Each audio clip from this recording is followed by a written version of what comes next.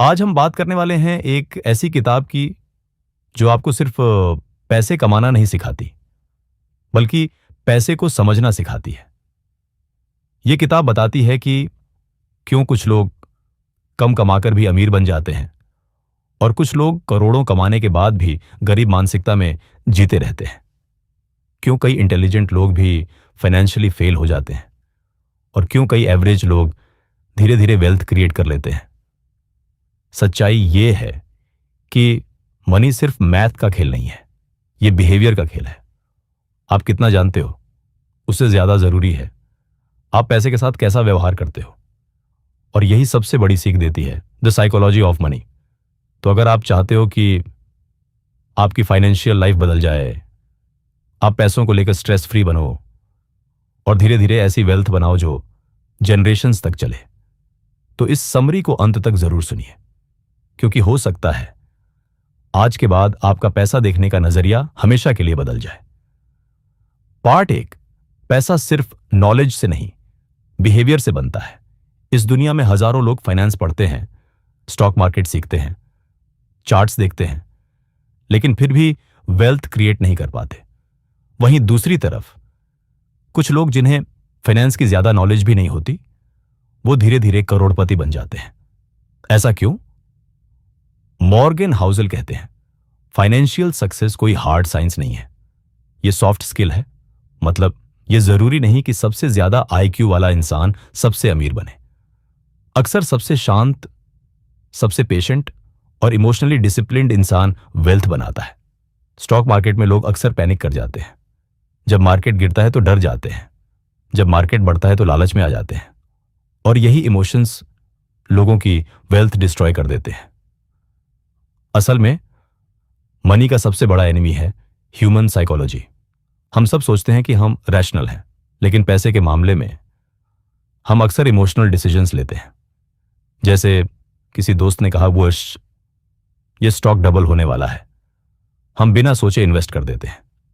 या फिर market crash हुआ, न्यूज़ चैनल्स डर फैलाने लगे और लोग लॉस में ही अपनी इन्वेस्टमेंट्स बेच देते हैं। यानी लोग लॉन्ग टर्म नहीं सोचते, लोग इमोशन से सोचते हैं, और इसी वजह से बहुत कम लोग फाइनेंशियल फ्रीडम तक पहुंच पाते हैं। बाउंड लक और रिस्क की शक्ति किताब का एक बहुत पावरफुल कॉन्सेप्ट है, लक और रिस्क। हम अक्सर सक्सेसफुल लोगों को देखकर सोचते हैं कि ये इंसान बहुत स्मार्ट है, लेकिन कई बार सक्सेस में लक का भी बहुत बड़ा रोल होता है। और इसी तरह कई लोग फेल इसलिए नहीं होते क्योंकि वो डम है, कभी कभी बैड लक भी कारण होता है। ऑथर हमें बताते हैं कि किसी भी इंसान की फाइनेंशियल जर्नी को देखकर तुरंत जज मत करो, क्योंकि आपको उसकी पूरी स्टोरी नहीं पता। उदाहरण के लिए बिल गेट्स दुनिया के सबसे अमीर लोगों में से एक बने, लेकिन क्या आप जानते हैं उनके स्कूल में उस समय कंप्यूटर था जब दुनिया के बहुत कम स्कूलों में कंप्यूटर उपलब्ध था। यानी टैलेंट के साथ साथ अपॉर्चुनिटी भी थी। अब इसका मतलब यह नहीं कि मेहनत जरूरी नहीं है, मेहनत जरूरी है, लेकिन सिर्फ मेहनत ही सब कुछ नहीं है। इसीलिए कभी भी किसी की सक्सेस को 100% कॉपी करने की कोशिश मत करो, क्योंकि हर इंसान की परिस्थितियां अलग होती हैं, और यही बात फेलियर पर भी लागू होती है। कभी कभी लोग पूरी मेहनत करते हैं फिर भी असफल हो जाते हैं। इसलिए लाइफ में हम्बल रहना जरूरी है। जब सक्सेस मिले तो ओवर कॉन्फिडेंट मत बनो, और जब फेलियर मिले तो खुद को पूरी तरह दोष मत दो। इनफ का मतलब समझना किताब की सबसे गहरी सीखों में से एक है, knowing when you have enough. आज दुनिया में ज्यादातर लोग इसलिए परेशान हैं क्योंकि उनकी इच्छाएं कभी खत्म नहीं होती। एक कार मिली तो उससे बड़ी कार चाहिए, एक हाउस मिला तो उससे बड़ा हाउस चाहिए, 1 करोड़ मिला तो 10 करोड़ चाहिए, और यह दौड़ कभी खत्म नहीं होती। ऑथर कहते हैं अगर इंसान इनाफ का मतलब नहीं समझेगा तो चाहे उसके पास कितना भी पैसा आ जाए वो कभी खुश नहीं रहेगा। बहुत सारे लोग ज्यादा रिटर्न कमाने के चक्कर में अपना सब कुछ खो देते हैं। क्यों? क्योंकि उन्हें लगता है कि अभी और चाहिए। लेकिन वेल्थ सिर्फ ज्यादा पैसा होने का नाम नहीं है। वेल्थ का मतलब है पीस ऑफ माइंड। अगर आपके पास इतना पैसा है कि आप बिना स्ट्रेस के जीवन जी सकते हो, अपने परिवार के साथ समय बिता सकते हो और अपने डिसीजंस खुद ले सकते हो, तो आप पहले से ही बहुत अमीर हो। लेकिन सोशल मीडिया ने हमारी इच्छाओं को अनलिमिटेड बना दिया है। अब लोग अपनी जरूरतों के हिसाब से नहीं, दूसरों को देखकर खर्च करते हैं। और यही सबसे डेंजरस ट्रैप है, क्योंकि जब आप दूसरों को इंप्रेस करने के लिए पैसा खर्च करते हो तो आप धीरे धीरे फाइनेंशियल फ्रीडम से दूर जाते हो। वेल्थ वो है जो दिखाई नहीं देती। आज अगर कोई इंसान लग्जरी कार में घूम रहा हो तो लोग सोचते हैं, वाह कितना अमीर इंसान है। लेकिन ऑथर कहते हैं, असल वेल्थ वो नहीं है जो दिखाई देती है, असल वेल्थ वो है जो दिखाई नहीं देती।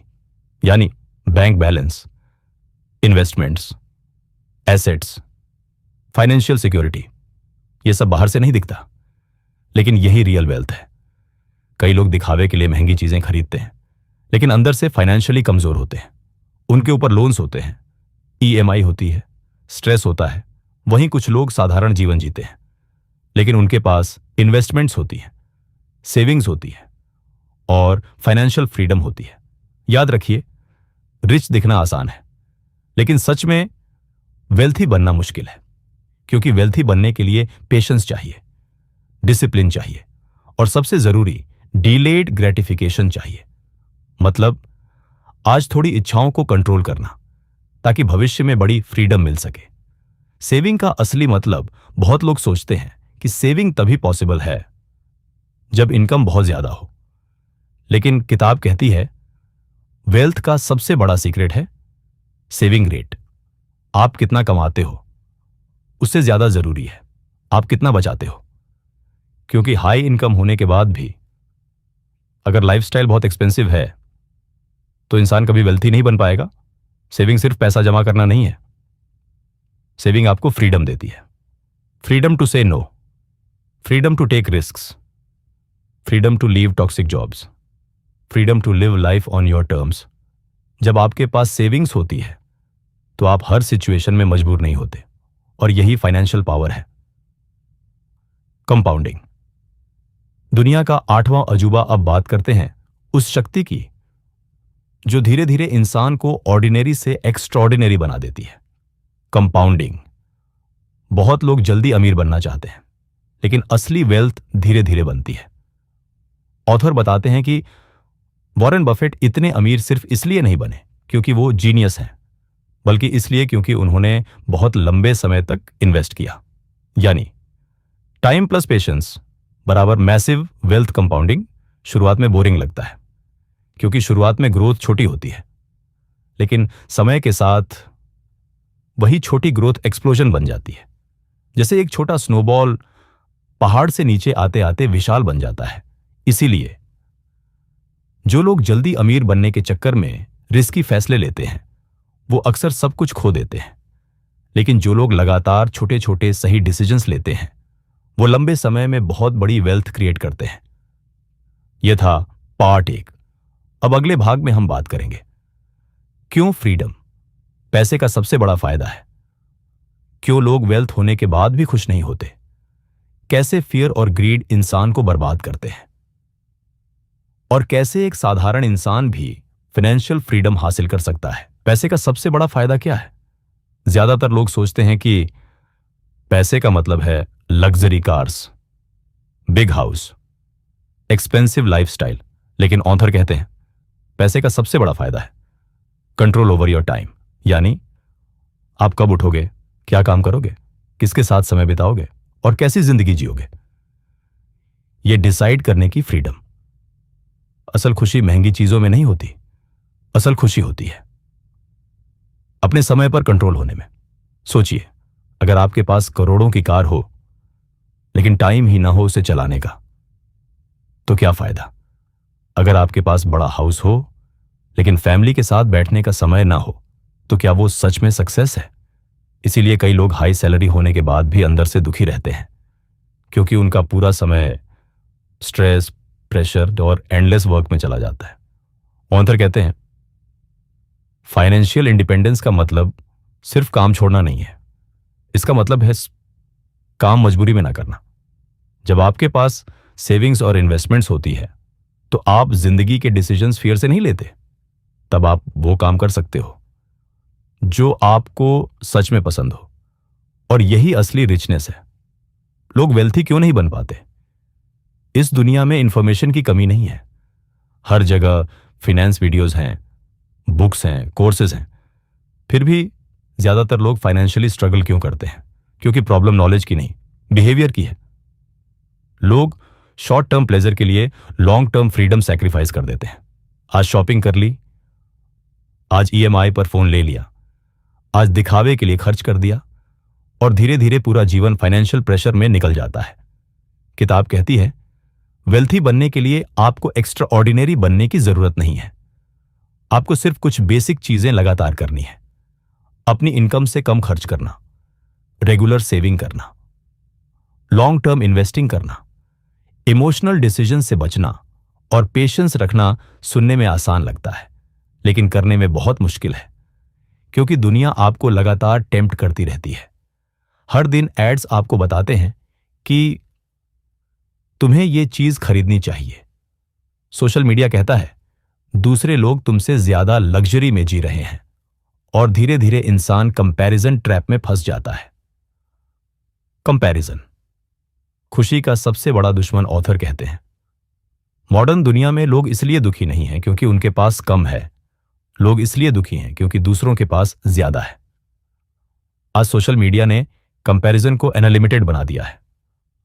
आप इंस्टाग्राम खोलते हो तो कोई दुबई में घूम रहा है, कोई नई BMW खरीद रहा है, कोई लग्जरी वेकेशन पर है, और अचानक आपको लगता है कि मेरी जिंदगी बहुत पीछे है। लेकिन सच्चाई क्या है?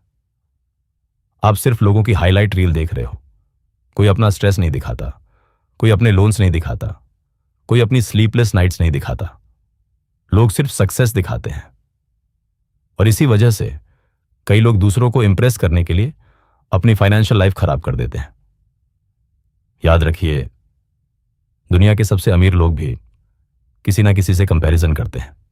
इस गेम का कोई एंड नहीं है। इसलिए अगर आप खुश रहना चाहते हो तो अपने गोल्स खुद डिफाइन करो। दूसरों की लाइफस्टाइल देखकर अपनी जिंदगी मत चलाओ। फ्रीडम बनाम लग्जरी एक बहुत पावरफुल लाइन किताब में कही गई है। Having control over your time is the highest dividend money page. यानी अगर पैसा आपको फ्रीडम नहीं दे रहा तो फिर उसका असली फायदा क्या है? बहुत लोग अपनी पूरी जिंदगी लग्जरी खरीदने में निकाल देते हैं, लेकिन धीरे धीरे वो अपने टाइम के गुलाम बन जाते हैं। महंगी EMI, high expenses, status maintain करने का प्रेशर, और फिर इंसान चाहकर भी रिस्क नहीं ले पाता। वो टॉक्सिक जॉब नहीं छोड़ सकता, वो ब्रेक नहीं ले सकता, वो अपने सपनों पर काम नहीं कर सकता। क्यों? क्योंकि उसकी लाइफस्टाइल बहुत एक्सपेंसिव हो चुकी होती है। इसीलिए स्मार्ट लोग सिर्फ इनकम पर फोकस नहीं करते, वो फ्रीडम पर फोकस करते हैं। Emergency fund, hidden super power. बहुत लोग इन्वेस्टिंग सीखते हैं लेकिन इमरजेंसी फंड की इंपॉर्टेंस नहीं समझते। ऑथर कहते हैं लाइफ हमेशा प्रिडिक्टेबल नहीं होती।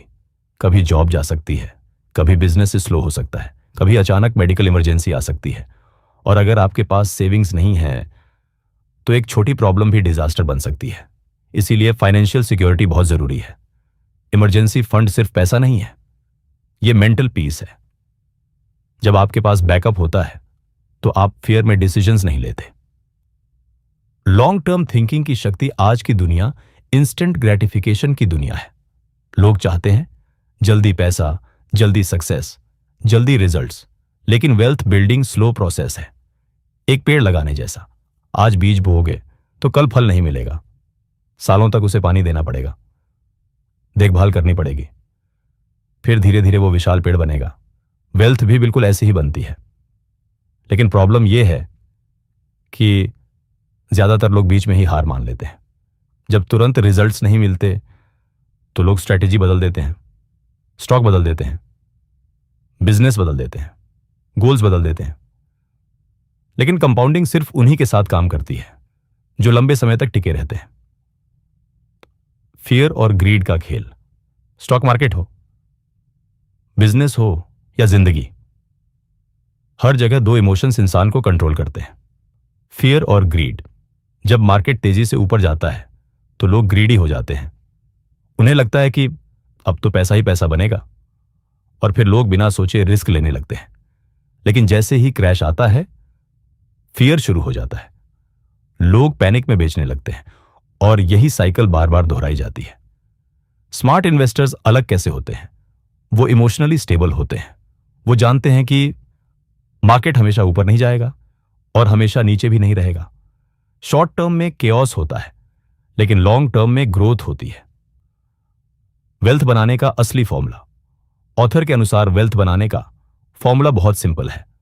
अर्न, सेव, इन्वेस्ट, वेट, बस। लेकिन सबसे मुश्किल हिस्सा है वेट करना, क्योंकि इंसान नेचुरली इंपेशेंट होता है। हम तुरंत रिजल्ट्स चाहते हैं, लेकिन पैसा टाइम मांगता है। जितना ज्यादा टाइम, उतनी ज्यादा कंपाउंडिंग। और यही वजह है कि जल्दी शुरू करने वाले लोग अक्सर बहुत आगे निकल जाते हैं। एक पावरफुल ट्रुथ कई लोग सोचते हैं कि जब मेरे पास ज्यादा पैसा होगा तब मैं खुश रहूंगा। लेकिन किताब कहती है, अगर आप आज खुश रहना नहीं सीख सकते तो ज्यादा पैसा भी आपको लंबे समय तक खुश नहीं रख पाएगा। क्योंकि हैप्पीनेस सिर्फ मनी से नहीं आती।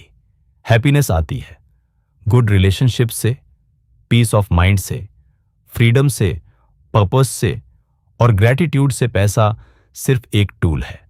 अगर सही इस्तेमाल किया जाए तो यह जिंदगी आसान बना सकता है। लेकिन अगर गलत मानसिकता हो तो यही पैसा इंसान को स्ट्रेस, ईगो और एंडलेस कंपैरिजन में फंसा सकता है।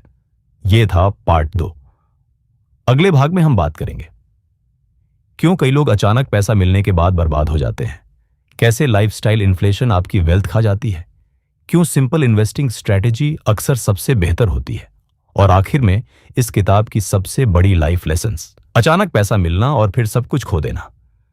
दुनिया में ऐसे हजारों लोग हैं जिन्होंने बहुत पैसा कमाया लेकिन कुछ सालों बाद फिर से गरीब हो गए। कई सेलिब्रिटीज, एथलीट्स, लॉटरी विनर्स एक समय पर करोड़ों के मालिक थे, लेकिन बाद में बैंकरप्सी तक पहुंच गए। ऐसा क्यों होता है? क्या उन्हें पैसा संभालना नहीं आता था? असल में प्रॉब्लम पैसा कमाने की नहीं थी, प्रॉब्लम थी पैसों के साथ बिहेवियर की। ऑथर कहते हैं, getting money and keeping money are two different skills. पैसा कमाना एक स्किल है, लेकिन पैसा बचाना और उसे लंबे समय तक ग्रो करना एक बिल्कुल अलग स्किल है। बहुत लोग अचानक सक्सेस मिलने के बाद सोचते हैं कि अब पैसा कभी खत्म नहीं होगा, और फिर शुरू होता है luxury lifestyle, expensive habits, show off, risky decisions. धीरे धीरे एक्सपेंसेस बढ़ते जाते हैं और वेल्थ खत्म होने लगती है। यही वजह है कि कई लोग हाई इनकम होने के बावजूद भी फाइनेंशियली इनसिक्योर रहते हैं। Lifestyle inflation, invisible trap. जब इंसान की इनकम बढ़ती है तो अक्सर उसका लाइफस्टाइल भी बढ़ने लगता है। पहले सिंपल फोन था, फिर प्रीमियम फोन चाहिए। पहले बाइक थी, फिर कार चाहिए, फिर लग्जरी कार चाहिए, फिर बिगर हाउस चाहिए, और यह साइकिल कभी खत्म नहीं होती। इसे कहते हैं lifestyle inflation. Problem lifestyle improve करने में नहीं है, प्रॉब्लम तब होती है जब इंसान अपनी पूरी इनकम खर्च करने लगता है, क्योंकि तब वो फाइनेंशियल फ्रीडम के बजाय फाइनेंशियल प्रेशर क्रिएट कर रहा होता है। आज बहुत लोग बाहर से रिच दिखते हैं, लेकिन अंदर से पूरी तरह डेट में डूबे होते हैं। उनकी पूरी जिंदगी EMI पर चल रही होती है। और सबसे खतरनाक बात, समय के साथ इंसान उस लाइफस्टाइल का आदी हो जाता है, फिर वो सिंपल लाइफ जी ही नहीं पाता। इसीलिए ऑथर कहते हैं, अपने एक्सपेंसेस को कंट्रोल करना सीखो, क्योंकि वेल्थ सिर्फ ज्यादा कमाने से नहीं बनती। वेल्थ बनती है कम खर्च करने और लगातार इन्वेस्ट करने से। सिंपल इन्वेस्टिंग अक्सर बेस्ट होता है। आज इंटरनेट पर हजारों लोग आपको बताएंगे कौन सा स्टॉक मल्टी बैगर बनेगा, कौन सा क्रिप्टो एक्सप्लोड करेगा, कौन सा ट्रेड आपको ओवरनाइट रिच बना देगा। लेकिन किताब की सबसे बड़ी सीखों में से एक है सिंपल बीट्स कॉम्प्लेक्स। बहुत सारे लोग इन्वेस्टिंग को अननेसेसरीली कॉम्प्लिकेटेड बना देते हैं। हर दिन नए स्टॉक्स, हर दिन नई स्ट्रैटेजीज, हर दिन नया रिस्क। लेकिन लॉन्ग टर्म वेल्थ अक्सर सिंपल चीजों से बनती है। Regular investing, diversification, patience, low cost index funds, long term thinking, बस।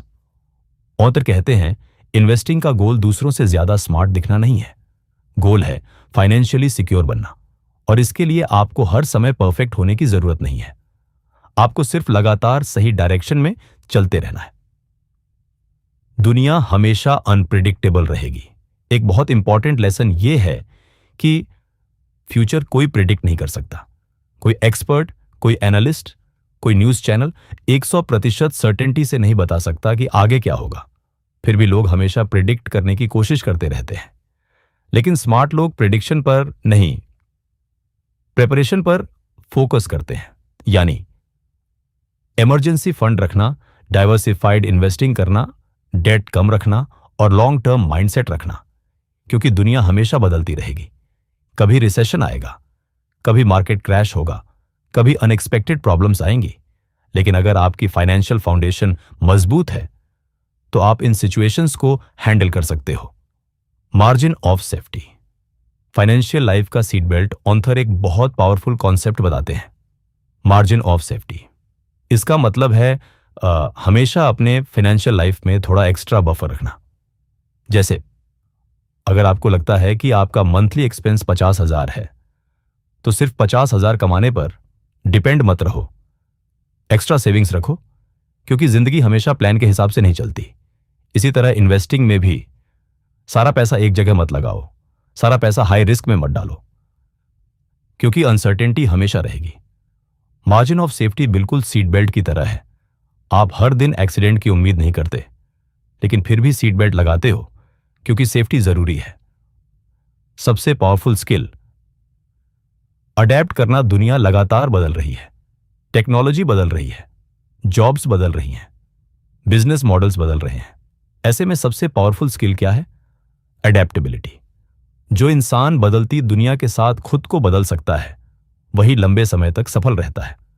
कई लोग एक ही स्ट्रैटेजी से हमेशा जीतना चाहते हैं, लेकिन रियलिटी में हर दौर अलग होता है। कभी एग्रेसिव होना पड़ता है, कभी डिफेंसिव, कभी ज्यादा इन्वेस्ट करना सही होता है, कभी कैश बचाना। स्मार्ट लोग ईगो से नहीं, रियलिटी से डिसीजंस लेते हैं। फाइनेंशियल स्ट्रेस क्यों खतरनाक है?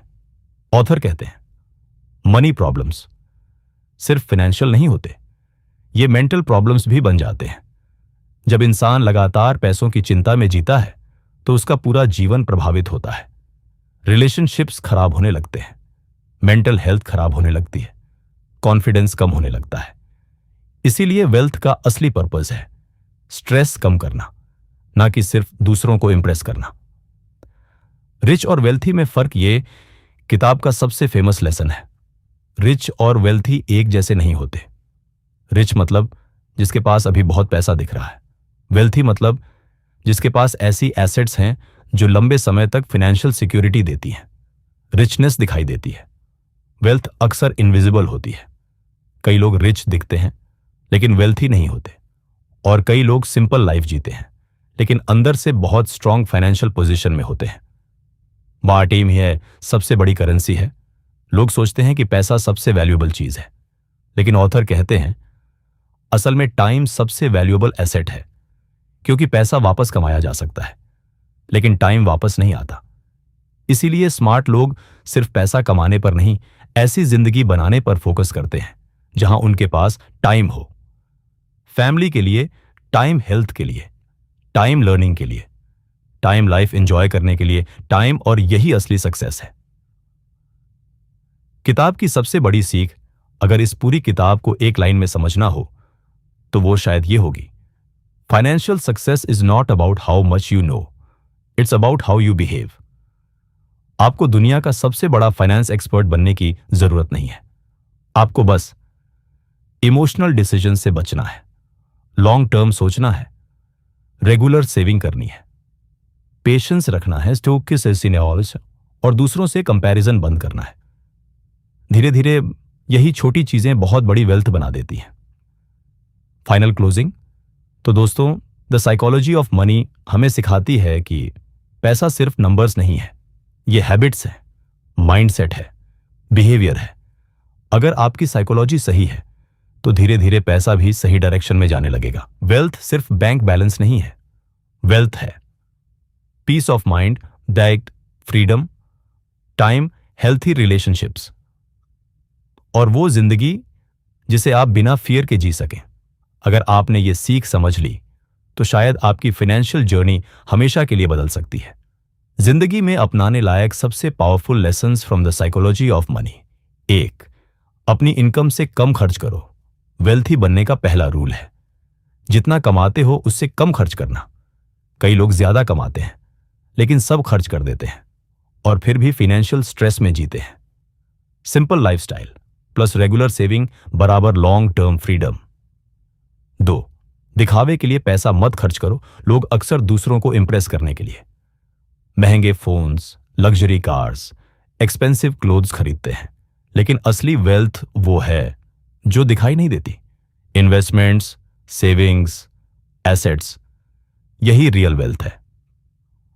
3, इमरजेंसी फंड हमेशा रखो। लाइफ कभी प्रेडिक्टेबल नहीं होती। जॉब जा सकती है, मेडिकल इमरजेंसी आ सकती है, बिजनेस स्लो हो सकता है, इसलिए कम से कम 6 से 12 मंथ्स का इमरजेंसी फंड जरूर रखो। यह आपको फियर से बचाता है। 4, जल्दी अमीर बनने की कोशिश मत करो। क्विक मनी अक्सर क्विक लॉस बन जाता है। रियल वेल्थ धीरे धीरे बनती है।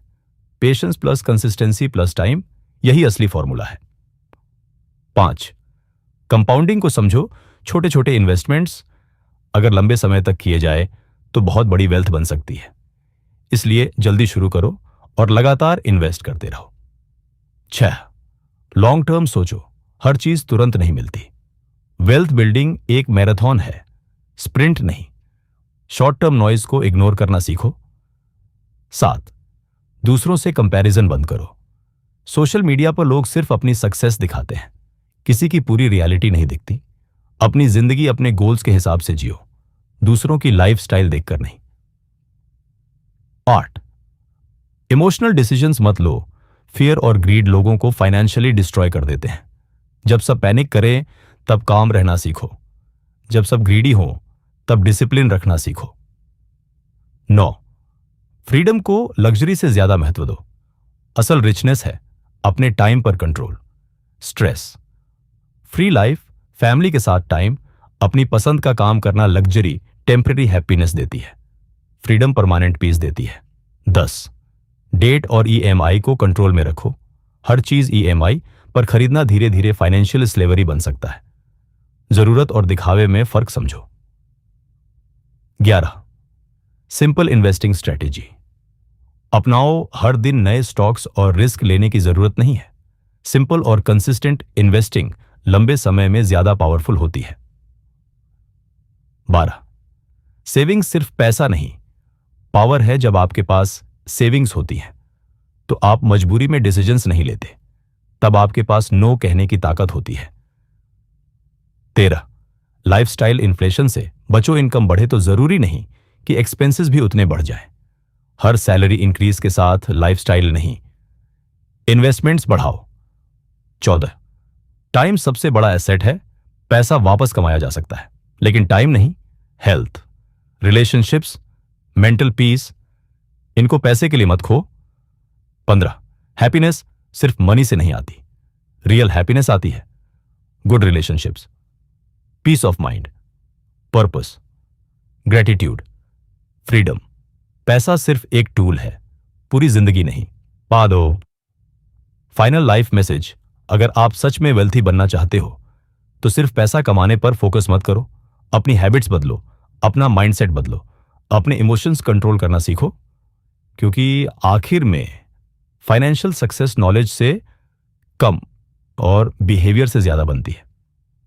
तो दोस्तों, अगर आपको आज की ये समरी पसंद आई हो और आपने इस वीडियो से मनी, वेल्थ और फाइनेंशियल फ्रीडम के बारे में कुछ नया सीखा हो तो इस वीडियो को लाइक जरूर करें, क्योंकि आपका एक लाइक हमें ऐसी ही पावरफुल और लाइफ चेंजिंग बुक्स की डीप समरीज लाने के लिए मोटिवेट करता है। और अगर आप चाहते हैं कि हर हफ्ते आपको ऐसी किताबों की सीख आसान हिंदी में मिलती रहे जो आपकी जिंदगी, पैसा और सोच तीनों बदल सकती है, तो अभी इस चैनल को सब्सक्राइब कर लीजिए और बेल आइकॉन जरूर दबाइए ताकि अगली कोई भी पावरफुल वीडियो आप मिस ना करें।